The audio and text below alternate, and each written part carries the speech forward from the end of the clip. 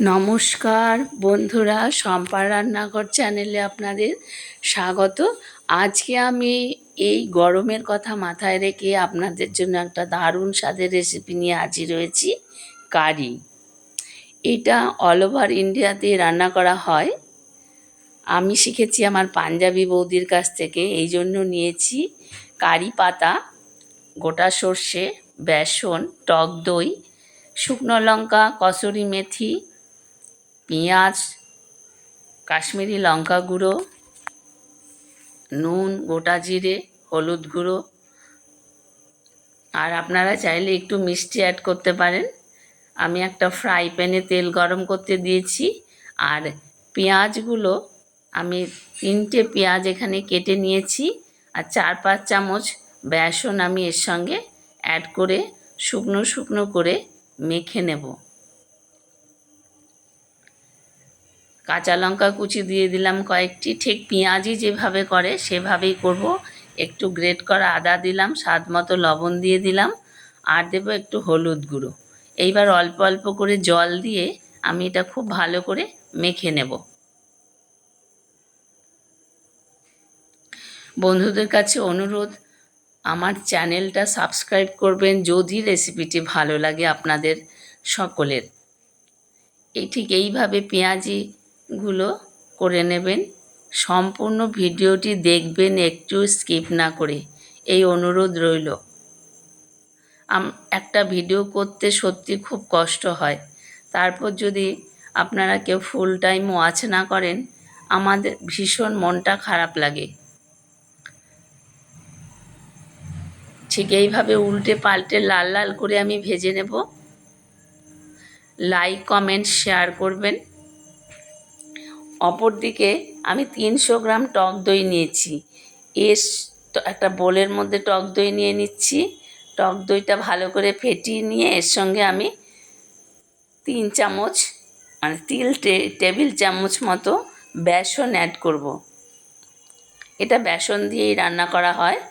এখানে আমি 3 টেবিল চামচ বেসনই আছে, পুরোটাই আমি এর সঙ্গে অ্যাড করব। আর দইয়ের বাটিটা ধুয়ে সেই জলটাই আমি এর সঙ্গে দিয়ে ভালো করে মেল্ট করে নেব। একটুখানি গ্রেট করা আদা দিয়ে দিলাম, একটু জিরে বাটা দিলাম, খুব সামান্য, হাফ টিস্পুনেরও কম। এইবার জল অ্যাড করলাম। জল দিয়ে খুব ভালো করে মেল্ট করে নেব, যাতে একটুও দলা না থাকে। দেখুন, অপর দিকে পেঁয়াজি কিন্তু ভীষণ সুন্দর ভাজা হয়ে গেছে, একেবারে লাল লাল ভাজা। এবার নামিয়ে নিচ্ছি। এরপর একটা আমি কড়াই ওভেনে বসিয়ে দেব। একটা পেঁয়াজ গ্রেট করে কেটে রেখেছি, সেই কেটে রাখা পেঁয়াজটা আমি তেলের মধ্যে দিয়ে লাল লাল করে ভেজে নেব। দিয়ে দিলাম পেঁয়াজটা স্লাইস করে কেটে নিয়েছি। আপনারা গ্রেট করেও দিতে পারেন, কোনো অসুবিধা নেই, কিন্তু ভাজাটা খুব সুন্দর করে হতে হবে। নেড়ে চেড়ে খুব ভালো করে ভেজে নিতে হবে পেঁয়াজটা। দিয়ে দেব কয়েক কুচি রসুন এর সঙ্গে অ্যাড করব। কয়েক কুচি রসুন অ্যাড করব, কাঁচা লঙ্কা কুচিও অ্যাড করব। কয়েক কুচি, খুব অল্প পরিমাণ রসুন দিতে হবে, যাতে রসুনের একটা বিচ্ছিরি গন্ধ না থাকে। খুব ভালো করে ভেজে নেব। এইবার কাঁচা লঙ্কা কুচি আমি এর সঙ্গে অ্যাড করে দেব। আমি এখানে 3টে কাঁচা লঙ্কা কুচিয়ে দিয়েছি, আপনারা যে যার স্বাদ অনুযায়ী লঙ্কাটা দেবেন। দিয়ে দিলাম হাফ চামচ কাশ্মীরি লঙ্কা, আমি একটা বাটির মধ্যে রেখেছিলাম আলাদা করে। হলুদ গুঁড়ো দিলাম হাফ টিস্পুন। ভালো করে নেড়ে চেড়ে নেব।